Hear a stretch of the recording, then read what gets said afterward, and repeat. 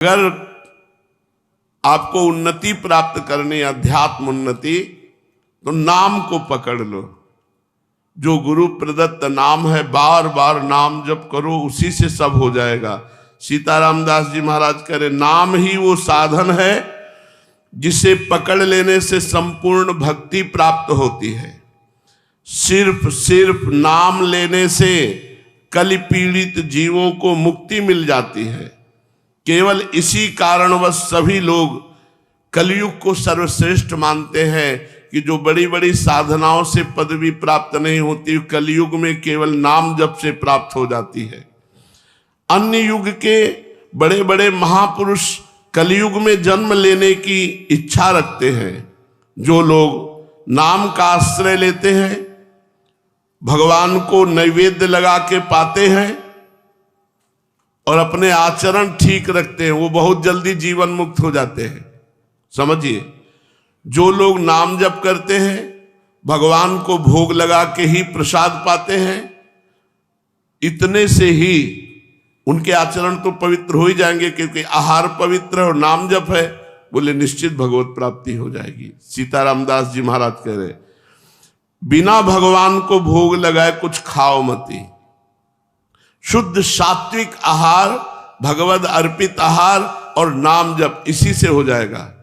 दो बातें, शुद्ध सात्विक भगवद अर्पित आहार और नाम जप, इससे आचरण भी पवित्र हो जाएंगे। क्योंकि जब आहार पवित्र है और नाम जप से बुद्धि पवित्र है, तो सब पवित्र हो जाता है। जो व्यक्ति सदैव नाम स्मरण करता है और पराई माताओं बहनों की तरफ गंदी दृष्टि नहीं रखता, पवित्र भोजन करता है, उचित ब्रह्मचर्य का पालन करता है, वो निश्चित परमानंद स्वरूप भगवान का साक्षात्कार कर लेता है।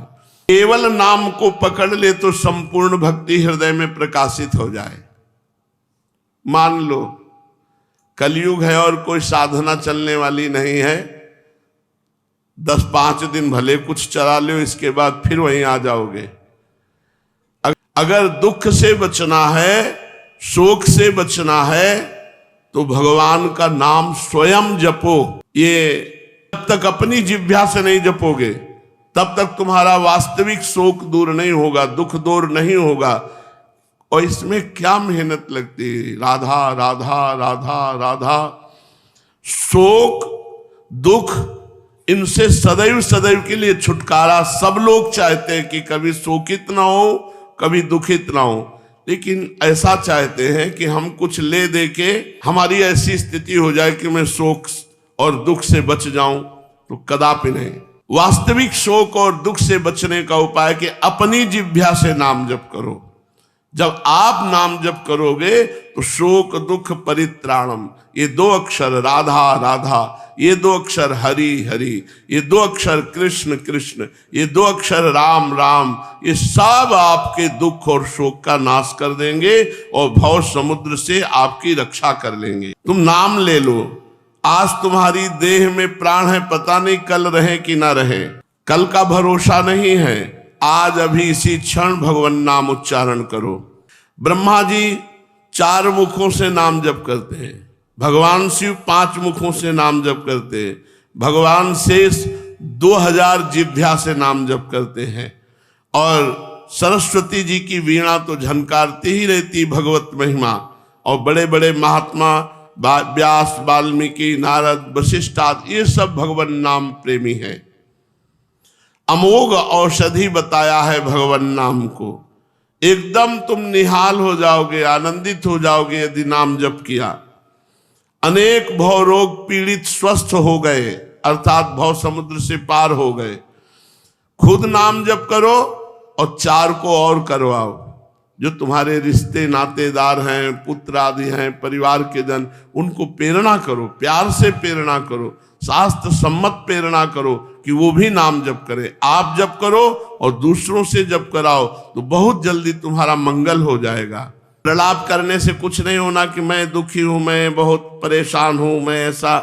बस मेरी आखिरी प्रार्थना है, रुपया, मान सम्मान, सफलता, विजय, स्वास्थ्य और आज्ञाकारी नौकर, सब कुछ मिल गया है तुम्हें। पर नाम जप नहीं तो सब बेकार हो जाएगा तुम्हारा। इसलिए तुम नाम जप करो, चाहे राम बोलो, चाहे हरि बोलो, चाहे कृष्ण बोलो, चाहे काली बोलो, चाहे दुर्गा बोलो, चाहे राधा बोलो, जो तुम्हें प्रिय होए खूब नाम जप करो। चतुरानन, पंचानन, सनातन, व्यास, वाल्मीकि, नारद, इन सबके द्वारा निर्णय किया गया है कि नाम एक औषधि है जो तुम्हें संसार रोग से बचा लेगी।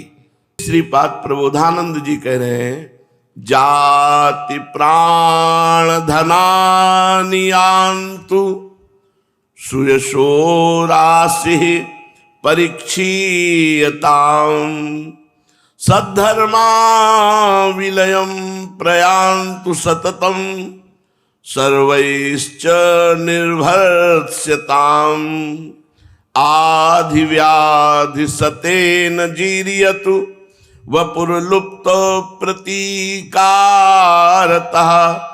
श्रीवृंदा विपिनम तथापि न मना त्यक्तुम ममास्ताम मतिः।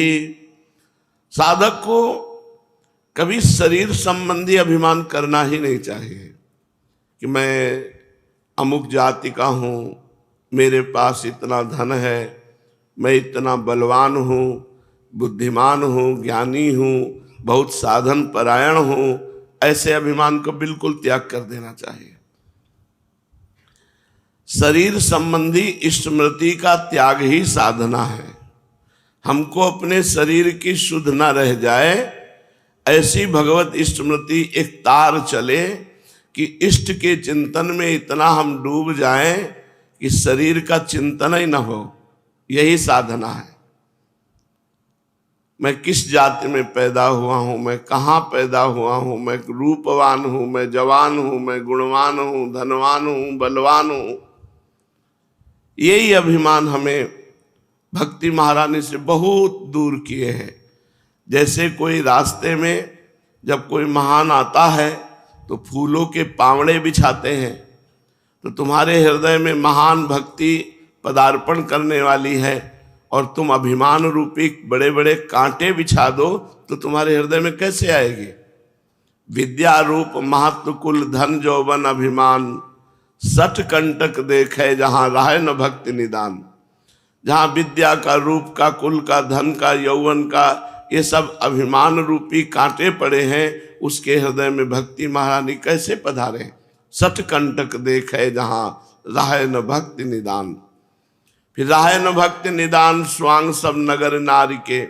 नगर नारी कहते हैं वैश्या। बस वो वैश्या की तरह जैसे वैश्या श्रृंगार करती है पर पुरुष से रमण करने के लिए, ऐसे वो भक्ति का स्वांग करता है विषयी पुरुषों को रिझाने के लिए। स्वाभाविक विरोध उनके हृदय में प्रकट होता है, ये उनका स्वभाव होता है। जहां तनिक भी आसुरी प्रवृत्ति होगी तो संतों की मंगलमयी चेष्टा होती है, नाम कीर्तन करना, भगवत कथा वार्ता करना, तो उनका हृदय जलता है और उस जलन में वो संतों का विरोध करते हैं, संतों का तिरस्कार करते हैं। जो आसुरी प्रवृत्ति होती है उसको विरोध अच्छा लगता है। तो श्रीपाद कह रहे हैं सततम सर्वश्च निर्भर्षता। तो यदि कोई अपमान करे, तिरस्कार करे तो उसे सहना, झुक जाना, हार जाना, ये हमारा धर्म है। भा भ्रष्टाचारा सब संसारा धर्म सुने नहीं काना। कलिकाल बिहाल किए मनुजा नहीं माने को अनुजा तनुजा। अभी समय आएगा, आगे देख लो। अभी कल्याण कर लो अपना भजन करके, नहीं आगे न सत्संग मिलेगा और न भगवत चर्चा मिलेगी। व्यापार सत्संग बना लिया गया, उपदेश व्यापार बना लिया गया। जो जो जो जो धीरे धीरे सत्य वस्तु का अपहरण होता चला जा रहा है और जहां सत्य वस्तु होती उसका विरोध होता है। उनके द्वारा किए हुए अपमान और प्रतिकूलता को आनंद पूर्वक सह लेना, इस श्रीपाद प्रबोधानंद जी कहते हैं सर्वैश्च निर्भर्ष्यताम। सब लोग मिलकर के यदि निंदा करें, सब लोग मिलकर तिरस्कार करें तो भी अपने मार्ग में स्थित रहे, कभी विचलित ना हो। आधी बाहर दैवी प्रकृति के द्वारा जो कष्ट मिलता है उसे आधि कहते हैं। सर्दी है, गर्मी है, प्रतिकूलता है, तिरस्कार है, निंदा है, ये सब आदि के अंतर्गत आते हैं। और व्याधि शरीर के रोग के अंतर्गत आते हैं। इस मार्ग के उपासक को बहुत परिपक्व रहना चाहिए। जाति का अभिमान नहीं, प्राणों का मोह नहीं, धन सुख की आशा नहीं, सुयश प्रतिष्ठा इसको मिटा दे और कह रहे सत धर्मों का त्याग करके, सत धर्मों का त्याग करके भागवत धर्म, प्रेम धर्म स्वीकार करे, और कोई अपमान करे, तिरस्कार करे, सब मिलकर निंदा करे तो भी विचलित न हो, अपने मार्ग में चले। वो आधी दैवी आपदा, सर्दी, बरसात, प्रतिकूलता, तिरस्कार, ये जब मिले तो इनको चुपचाप सहो। और व्याधि शरीर के रोग आदि जब आवे तो भी इनको, ये परमार्थ बहुत कठोर है, बहुत कठोर है। तब हृदय द्रवित होकर प्रियालाल की तरफ बहता, पहले इन कठोर नियमों का पालन करें। व्याधि सतेन सैकड़ों रोग हो जाए तो चुपचाप उनको सहे। जीरियतु वपुर लुप्त प्रतिकारता, कोई प्रतिकार ना करे, इनका विरोध ना करे। तुम्हारा विरोध हो रहा है उसे सह जाओ, शरीर में व्याधि है उसको सह जाओ, बाहर से आपदा आ रही उसको सह जाओ, कोई अपमान, निंदा, तिरस्कार चुपचाप सह जाओ। और सहना बहुत कठिन है। सहाय सो साधु, ऐसे सामर्थ्यशाली महात्मा रहे हैं पर पिट गए हैं। पंडित रामकृष्ण बाबा के माथे पे डंडा मारा कि हलवा खवाओ, बोले नहीं है, तो फिर माथे पे डंडा, सह गए। सहना बहुत जरूरी है इस मार्ग में, प्रेम मार्ग में तो सहना बहुत जरूरी है। अगर जो जितना सह गया उतना ही वो महान प्रियालाल का कृपा पात्र बन जाएगा। इसीलिए कह रहे जाति को मिटा दो, प्राणों का मोह मिटा दो, धन के द्वारा प्राप्त सुखों का त्याग कर दो, मान प्रतिष्ठा का त्याग कर दो, सद्धर्मों का त्याग कर इष्ट में पूर्ण अनन्य हो जाओ। यदि सब लोग मिलकर तुम्हारी निंदा करें, अपमान करें तो उसे सह जाओ, आधि को सह जाओ, व्याधि को सह जाओ, और पूरे जीवन किसी का प्रतिकार मत करो, ऐसी व्यवस्था मत करो, अपने बल का प्रयोग मत करो कि जिससे तुम्हारा विरोध बंद हो जाए। नहीं, और विरोध होने दो और उसको सहो। जितना सहोगे उतना ही महान बनते चले जाओगे। रक्षति संसार भयात् सदोषो मप्यशेष देह भृद वृंदम वृंदावन मिति तेन प्रणितम तन्नौमि काननम किमपि। चाहे जितना दोषयुक्त प्राणी हो, एक अपराध से बच जाए, केवल वैष्णव अपराध से, तो श्रीधाम वृंदावन उसे प्रिया प्रीतम की प्राप्ति करा देता है। रक्षत संसार भयात् सदोष, दोष युक्त है, वृंदावन वास करता है, पर वैष्णव संत जनों के चरणों में कोई अपराध नहीं करता। बस एक अपराध, संत वैष्णव जनों का कोई अपराध नहीं करता, तो श्रीधाम वृंदावन उसे निश्चित प्रिया प्रीतम की प्राप्ति करा देगा। वृंदावन मिति तेन प्रणितम तन्नौमि काननम किमपि। जो वृंदावन का आश्रय लिए है, प्रणत है, तो श्रीधाम वृंदावन चाहे जितना वो दोषी हो उसे परमानंद की प्राप्ति करा देगा, यदि एक अपराध ना बने, कभी वैष्णव अपराध ना बने, संत अपराध ना बने। श्री सीताराम ओंकारनाथ जी महाराज बहुत सुंदर नाम प्रेमी महात्मा। प्राण प्रयाण पाथेयम संसार व्याधि भेषजम दुख शोक परित्राणम श्री रामेत्यक्षरद्वयम।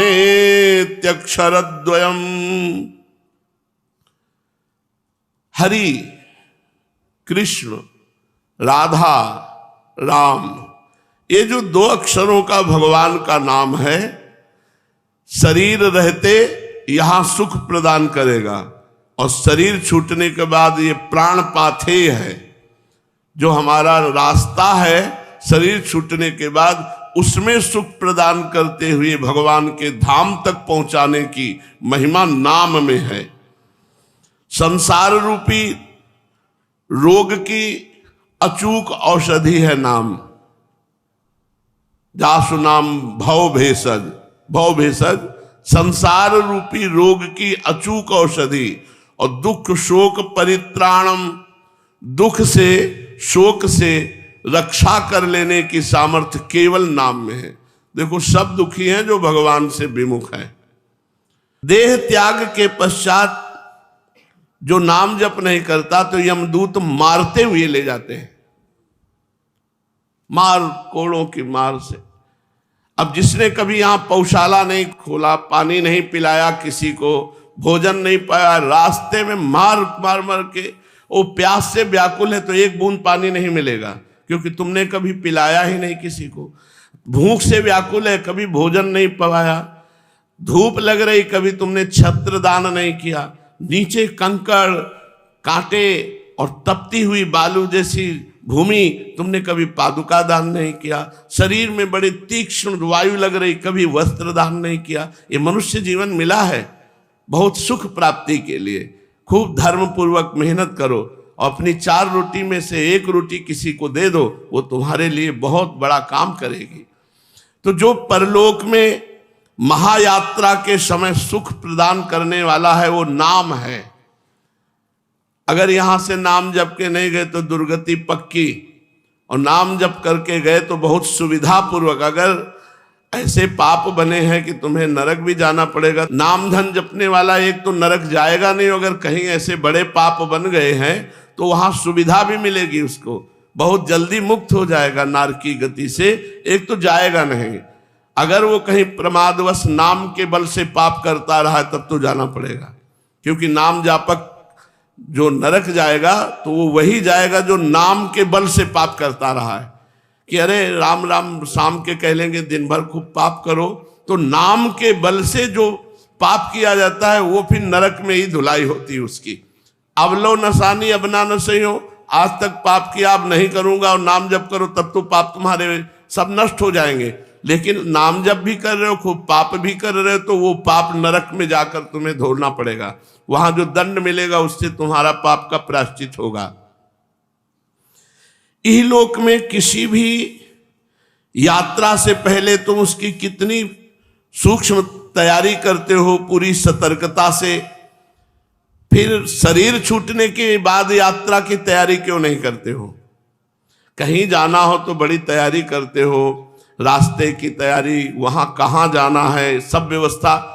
और शरीर छूटने के बाद तुम्हें कहाँ जाना है इसकी तुम्हें फिक्र नहीं। शरीर छूटने के बाद यात्रा में जो आपको खान पान व्यवस्था चाहिए उसकी फिक्र नहीं। तो ये नाम है पाथे।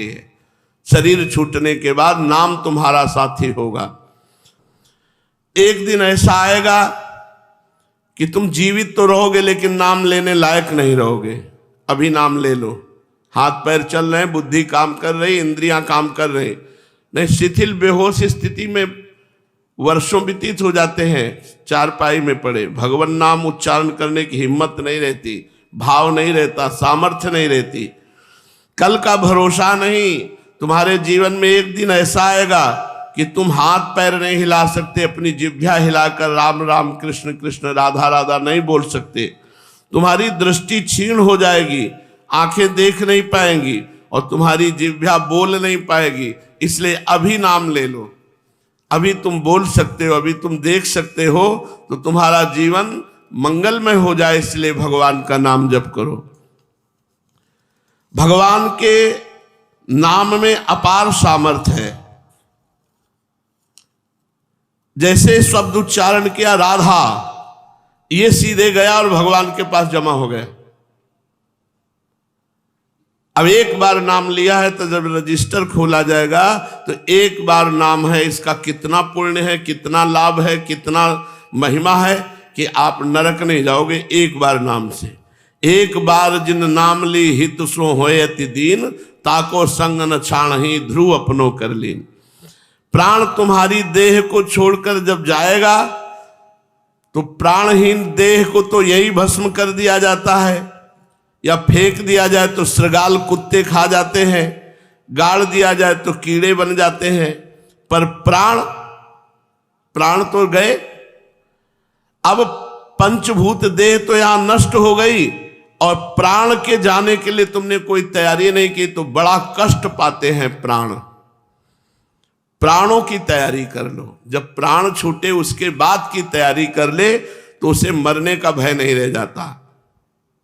हर श्वास, प्राणों का काम है श्वास का आना और जाना, श्वासोच्छ्वास कहते हैं इसे। हर श्वास में आने जाने में यदि नाम जप कर रहे हो प्रतिपल, प्रतिक्षण, प्रतिदिन, तो तुम समझ लो अपनी महायात्रा के लिए सब सुविधा जमा कर रहे हो। यदि तुम हर श्वास नाम जप कर रहे हो तो महायात्रा जब शरीर छूटेगा तो उसके लिए तुम सुविधा कर रहे हो।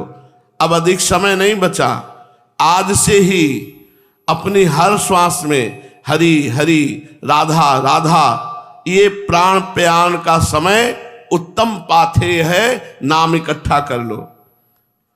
लेकिन समझ में नहीं आता, जो साथ नहीं जाना, जो आगे सुख नहीं मिलेगा, तुम्हारी इस कमाई का यही रह जाएगा, उसमें तो जी जान लगाए हुए हो, लेकिन जो तुम्हें आखिरी में सुख प्रदान करेगा उसके लिए तुम शांत हो, उसके लिए कोई उपाय नहीं कर रहे।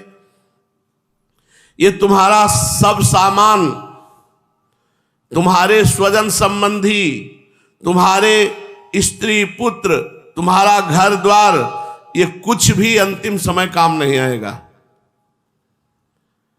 भगवत नाम अंतिम श्वास के बाद तुम्हारा काम शुरू करेगा। भगवान नाम महासुख प्रदान करेगा, यात्रा बड़ी सुखमयी होगी और लक्ष्य भगवत प्राप्ति निश्चित प्राप्त हो जाएगा यदि नाम जप कर रहे हो।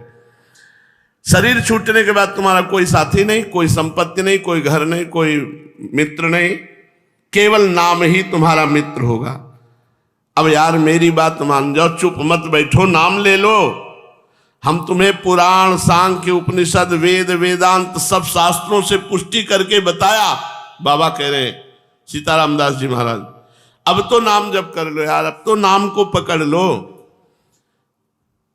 एक रास्ता पकड़ लो कि आज से मुझे केवल नाम जप करना है। बहुत शास्त्रों का ज्ञान है, नाम जप नहीं तो बेकार है। बहुत सत्संग सुन रहे हो, भजन में प्रीति नहीं हो रही तो सत्संग का लाभ क्या मिल रहा है? शास्त्र अनंत है, कहां तक पढ़ोगे?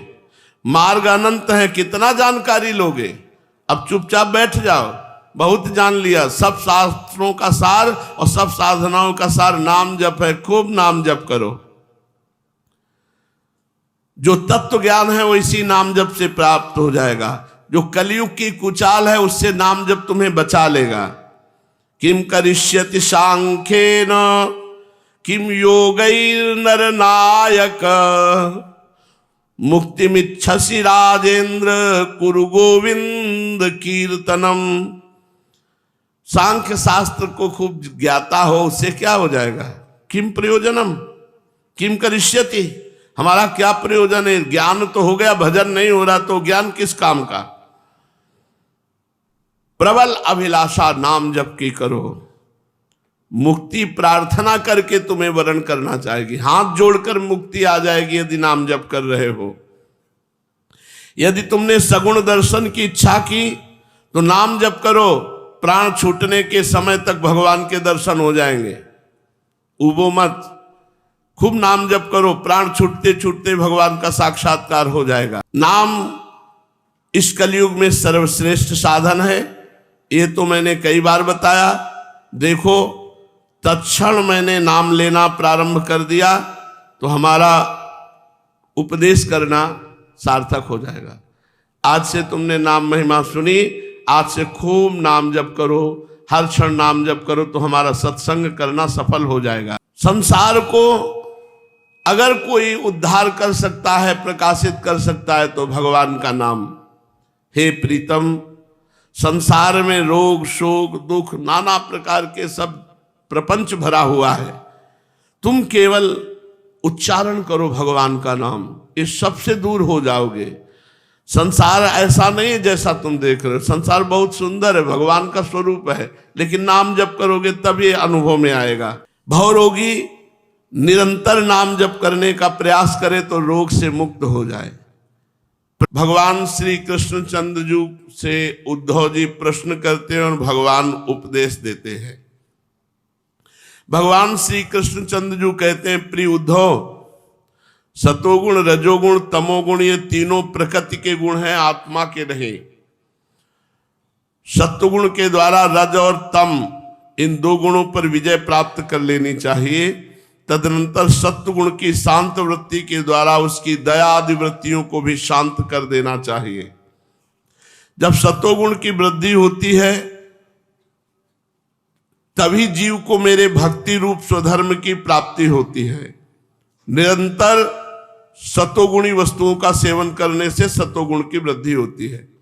सतोगुण के द्वारा रजोगुण तमोगुण को नाश कर दो। सतोगुण से ही भगवान की भक्ति होती है और सतोगुण वस्तुओं का सेवन करने से सतोगुण होता है। भोजन अल्पाहार और ज्यादा पकवान और ये सब रजोगुणी भोजन हो जाएगा। थोड़ा भोजन पाओ, सात्विक भोजन, सात्विक जल, सात्विक ग्रंथ, सात्विक चिंतन, सात्विक संग, तो सतोगुण बढ़ेगा। अगर राजसिक तामसिक है तो रजोगुण तमोगुण बढ़ेगा। जब सतोगुण बढ़ता है तो मेरे भक्ति रूप स्वधर्म में प्रवृत्ति होने लगती है। जिस धर्म के पालन से सतोगुण की वृद्धि हो वही सबसे श्रेष्ठ है। धर्म रजोगुण और तमोगुण को जो नष्ट कर दे, और जब तमोगुण रजोगुण नष्ट हो जाता है तो अधर्म उसके शरीर से नहीं होता। अधर्म होता है रजोगुण तमोगुण से। सतोगुणी महापुरुषों के शरीर से कभी अधर्म पापाचरण नहीं होता।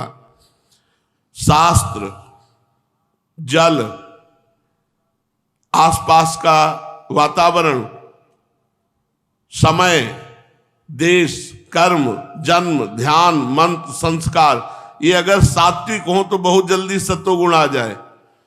शास्त्र सात्विक हो, पेय पदार्थ सात्विक हो, आसपास का वातावरण सात्विक हो, हम जिस देश में रह रहे वो सात्विक हो, समय सात्विक हो, कर्म सात्विक हो, जन्म सात्विक हो, ध्यान सात्विक हो, मंत्र सात्विक हो, संस्कार, तो फिर सत्वगुण आ जाएगा।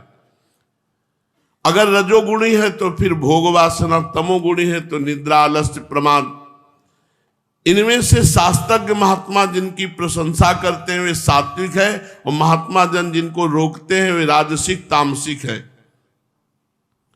जब तक अपनी आत्मा का साक्षात्कार न हो जाए, स्थूल सूक्ष्म कारण शरीर से वैराग्य न हो जाए, तब तक उपासक को चाहिए कि सतोगुण वृद्धि के लिए सात्विक शास्त्र और भोजन आदि का सेवन करे, क्योंकि उससे धर्म की वृद्धि होती है और धर्म की वृद्धि से अंतःकरण शुद्ध होता है और अंतःकरण शुद्ध होने से आत्मज्ञान होता है। जैसे बांसों की रगड़ से आग पैदा होती है और सारे वन को जलाकर शांत हो जाती है, वैसे ही ये शरीर गुणों के वैषम्य से उत्पन्न हुआ है। विचार द्वारा मंथन करने पर इसमें ज्ञानाग्नि प्रज्वलित होती है और समस्त शरीर के गुणों को भस्म करके स्वयं शांत हो जाती है। उद्धव जी ने कहा, भगवान प्रायः मनुष्य जितने भी हैं वो इस बात को जानते हैं कि विषय भोग विपत्तियों का घर है,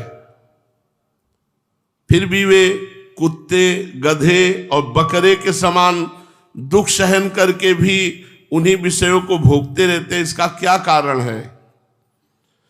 भगवान श्री कृष्ण ने कहा, प्रिय उद्धव, ये भोगना इसलिए होता है कि अज्ञानवश अपने को जीव मान लिया, अपने को शरीर मान लिया। इसलिए जीव जब अज्ञानवश अपने स्वरूप को भूलकर हृदय से सूक्ष्म स्थूल आदि शरीरों में अहंकार कर बैठता है, जो कि सर्वथा भ्रम है, तब उसका सत्व प्रधान मन घोर रजोगुण की ओर झुक जाता है, उससे व्याप्त हो जाता है। बस जहां मन में रजोगुण की प्रधानता हुई कि उसमें संकल्प विकल्पों का तांता बंध जाता है, अब वो विषयों का चिंतन करने लगता है और अपनी दुर्बुद्धि के कारण काम के फंदे में फंस जाता है, जिससे फिर छुटकारा होना बहुत कठिन होता है। ये काम वासना इतनी बुरी है कि आदमी को एक बार फंसा ले तो फिर निकल पाना बहुत कठिन होता है। अब वो जो कर्म करता है वो कामना के वशीभूत होकर करता है, इंद्रियों के अधीन हो गया जबकि ये जानता है कि मैं जो कर्म कर रहा हूं उसका फल दुख मिलेगा, क्योंकि पापाचरण का फल दुख है। पर वो रजोगुण से इतना मोहित होता है कि वो जानबूझ करके भी अपने को नहीं बचा पाता और काम क्रीड़ा में, काम की वेदना से युक्त होकर वो पापाचरण करता है। यद्यपि ये बात तो कभी कभी विवेकी पुरुषों में भी जागृत हो जाती है, काम आदि की भावना, पर वो रजोगुण और तमोगुण के वेग से विक्षिप्त नहीं होते, उनकी दोष दृष्टि बनी रहती है। इसलिए बड़ी सावधानी से अपने चित्त को एकाग्र करके अपने को बचा लेते हैं। काम आदि की भावना तो विवेकी पुरुषों के अंदर भी आ जाती है, पर उनकी दोष दृष्टि बनी रहती है, इसलिए वो विवेक के द्वारा अपने आप को बचा लेते हैं। साधक को चाहिए कि आसन पर बैठने का अभ्यास जरूर करे, बहुत जरूरी है आसनों पर बैठना। इससे इंद्रिय और मन निग्रह में बड़ी सहायता मिलती है। जिनका शरीर स्वस्थ है, जवान है, आसन में बैठना सीखो। मेरुदंड सीधी, जवान हो, ब्रह्मचारी हो, साधक हो, बिल्कुल सीधे। सुखासन में बैठो तो सीधे, पद्मासन और सिद्धासन में तो सीधे ही बैठा जाता है। भगवान आदेश कर रहे हैं कि काम विजय प्राप्त करने के लिए साधक को आसन पर बैठना चाहिए। कुछ घंटों का तो नियम ले लेना चाहिए कि आसन पर व्यतीत करेंगे, नाम जप मंत्र जप करते हुए, चाहे पद्मासन लगाओ, चाहे सिद्धासन लगाओ, चाहे सुखासन, और प्राणवायु पर विजय प्राप्त करें। अल्पाहार और प्राण संयम, 2-3 प्राणायाम तो बताए ही थे, बाह्य कुंभक, आंतरिक कुंभक, रेचक, पूरक कुंभक। साधक को चाहिए कि आसन पर बैठना सीधी मेरुदंड से, और वायु को जीते, प्राणवायु। इससे बहुत लाभ मिलता है, एक नशा चढ़ता है मंत्र जप का। 90 प्राणायाम करते थे, 90 पसीना पसीना ऐसी सर्दी में हो जाते थे, और एकदम शाय मचता था दिमाग में, मंत्र की एकदम धूम मचती थी। उसे करना चाहिए 10, 15, 20 मिनट प्राणायाम। हम तो ललचाते हैं, बैठने को ही नहीं मिलता, किडनी के कारण बहुत देर नहीं बैठ सकते। 10 मिनट बैठो, फिर थोड़ा टहलो, फिर बैठो, फिर लेटो। ऐसे तुम्हारा सौभाग्य है कि तुम 2 घंटे 3 घंटे एक आसन पर बैठ सकते हो, अपनी प्राणवायु का संशोधन कर सकते हो। बड़ी सावधानी से आसन में बैठकर प्राणवायु पर विजय प्राप्त करके अपना मन धीरे धीरे मुझ में लगावे। बहुत ध्यान से सुनो। यदि असफलता दिखाई दे तो अभ्यास न छोड़े। असफलता देखकर तनिक ऊबे नहीं, बल्कि और उत्साह के साथ अभ्यास बढ़ावे। प्रिय उद्धव, मेरे शिष्य शनकादि परम ऋषियों ने योग का यही स्वरूप बताया है कि साधक अपने मन को सब ओर से खींचकर विराट आदि में नहीं, साक्षात मुझ में ही पूर्ण रूप से लगा दे। तो उद्धव जी ने कहा कि हे श्री कृष्ण, आपने जिस समय जिस रूप से शनकादि परम ऋषियों को योग का उपदेश किया था, उस रूप को मैं जानना चाहता हूं। भगवान श्री कृष्ण ने कहा, प्रिय उद्धव, सनक सनंदन सनातन सनत कुमार ये परम ऋषि ब्रह्मा जी के मन से प्रकट हुए हैं, मानस पुत्र हैं सनक सनंदन सनातन सनत कुमार। उन्होंने एक बार अपने पिता ब्रह्मा जी से पूछा, योग की सूक्ष्म और अंतिम सीमा क्या है? योग की सूक्ष्मतम अंतिम सीमा क्या है? सनकादि परम ऋषियों के पूछने में ब्रह्मा जी शांत बैठे रहे। फिर सनकादि ने कहा, प्रभु, चित्त गुणों में, विषयों में ही लगा रहता है। बहुत सुंदर बात है, पर अध्यात्म की है। हमारा चित्त सदैव माया के गुणों से प्रभावित है, सत्वगुण, रजोगुण, तमोगुण से, और ये विषयों का ही चिंतन करता रहता है। छोड़ दो, देखो अभी विषय चिंतन करेगा। ये तीनों गुण और विषय चिंतन चित्त की एक एक वृत्ति में समा गए हैं। चित्त और गुण आपस में मिले जुले ही रहते हैं। ऐसी स्थिति में जो पुरुष इस संसार सागर से पार होकर मुक्ति पद प्राप्त करना चाहता है, वो चित्त को विषयों से कैसे अलग करे। भगवान श्री कृष्ण ने कहा, प्रिय उद्धव, यद्यपि ब्रह्मा जी सब देवताओं के शिरोमणि हैं, स्वयंभू हैं और प्राणियों के जन्मदाता है, फिर भी सनकादि परम ऋषियों के इस प्रकार पूछने पर वो बहुत ध्यान करते रहे, लेकिन लक्ष्य नहीं जान पाए कि योग का सूक्ष्म और अंतिम स्वरूप क्या है।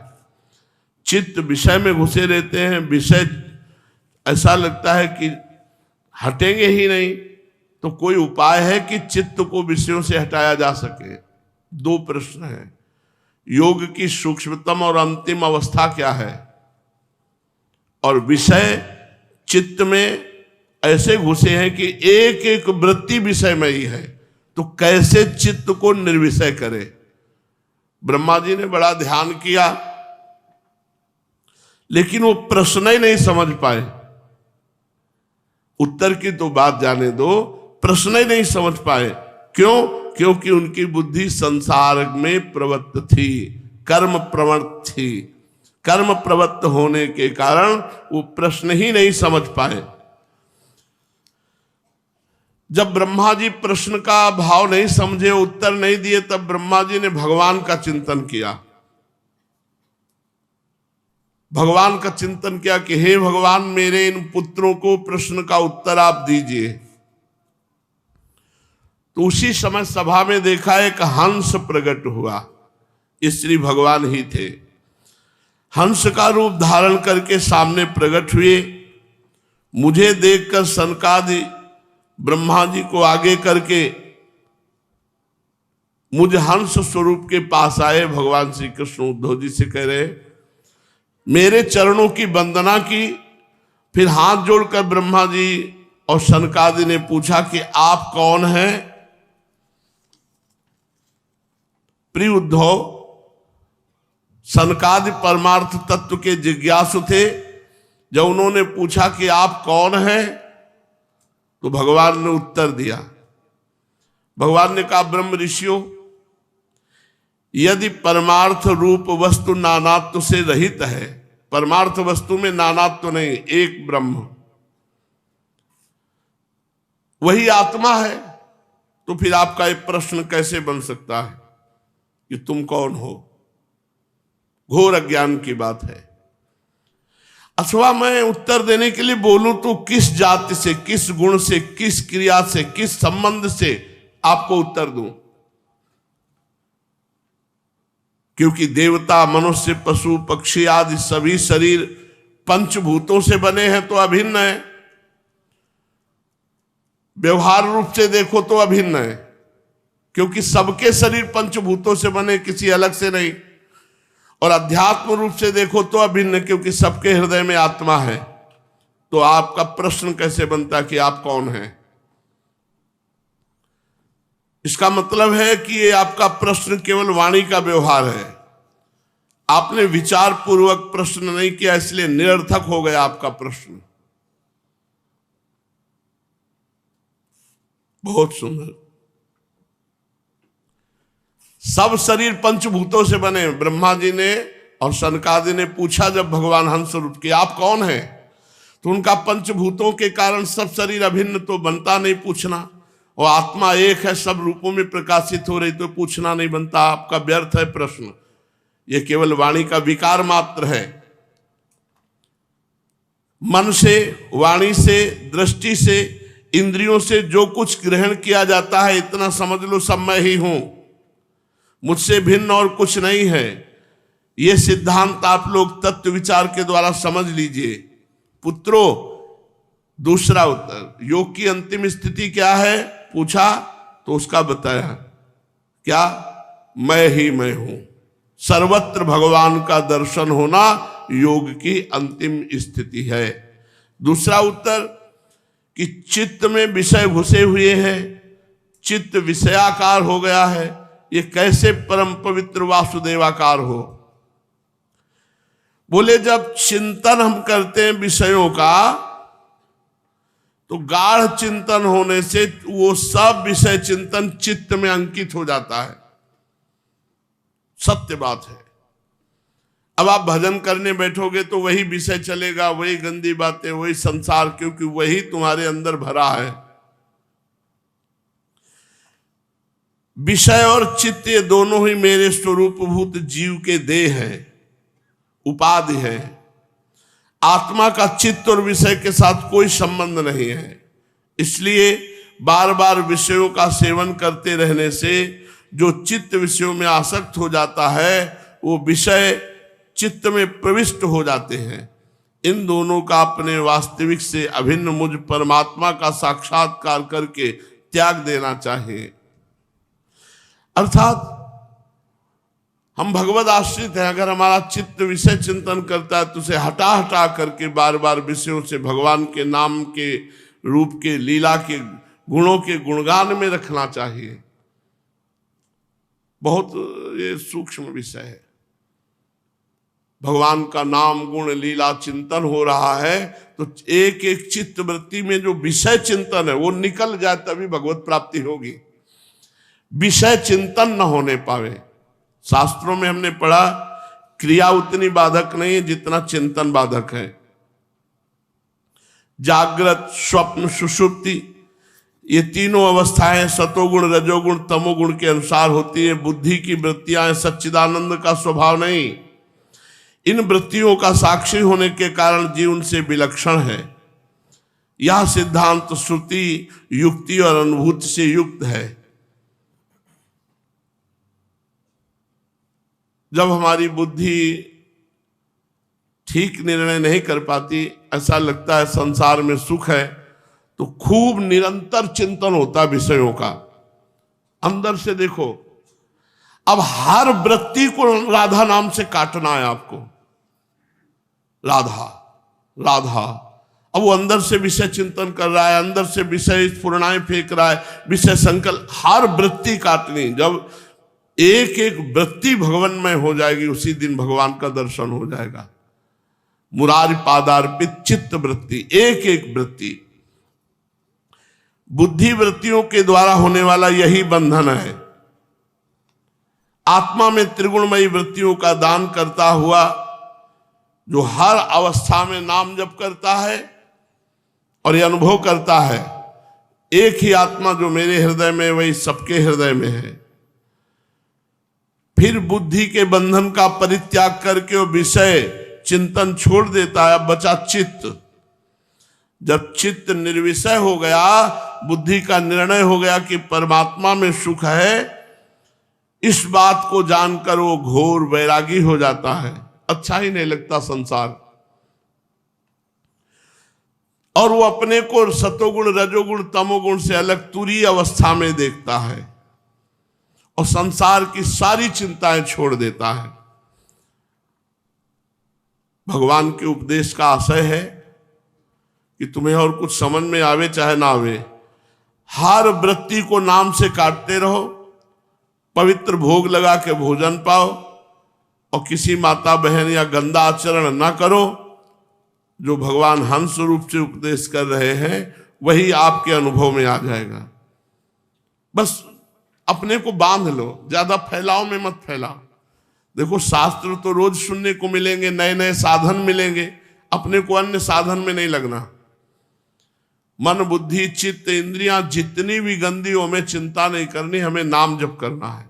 हर नाम एक एक क्षण आपकी चित्त वृत्ति को पवित्र कर रहा है।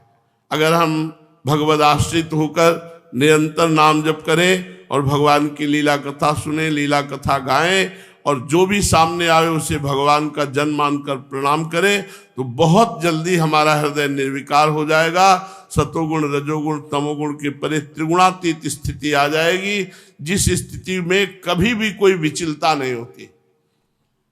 त्रिगुणातीत स्थिति में कभी कोई विचलता नहीं होती, कभी कोई विषय चिंतन ही नहीं होता। देखो, गोपीजन त्रिगुणातीत हैं, तो वो कहना चाहती दही ले ले, दही मुंह से निकल रहा है, कोई माधव ले ले, कोई गोविंद ले ले, कोई दामोदर ले ले।